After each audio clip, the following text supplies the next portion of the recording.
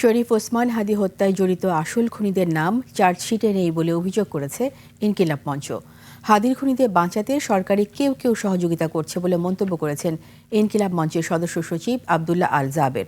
তিনি বলেন, হাদি হত্যার বিচার নিয়ে কোনো নয়-ছয় মানা হবে না। অনুপ পিয়ালের রিপোর্ট।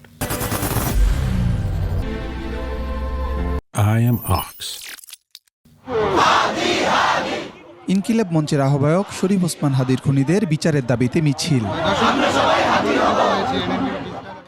গিয়ে থামে টিএসসিতে। শতাধিক মানুষের উপস্থিতি ছিল সেখানে। সবার দাবি একটাই, শরীফ ওসমান হাদির খুনিদের বিচার। হাদির খুনিদের আড়াল করতে চায় সরকারের কেউ কেউ, এমন অভিযোগ করেন ইনকিলাব মঞ্চের সদস্য সচিব।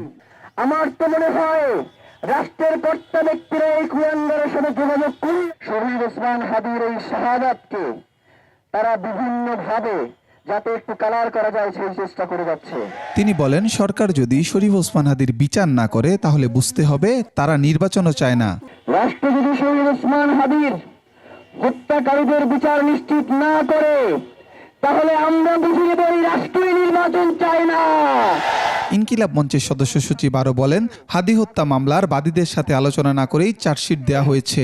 এই খুনের পেছনে কারা রয়েছে, খুনের পরিকল্পনা কারা করেছে, খুনের সহায়তা কারা করেছে, খুন যারা করেছে প্রত্যেককে বিচারের মুখোমুখি না করা পর্যন্ত, চার্জশিটে তাদেরকে অন্তর্ভুক্ত করা না পর্যন্ত এই চার্জশিট আমরা মানি না। হাদি হত্যার বিচার না হওয়া পর্যন্ত এই লড়াই চলবে বলেও হুঁশিয়ারি দেন ইনকিলাব মঞ্চের সদস্য সচিব। শহীদ ওসমান হাদিরা মরে যাওয়ার পরে এই লড়াই চলবে। অনুপ পিয়াল, 21 টেলিভিশন, ঢাকা।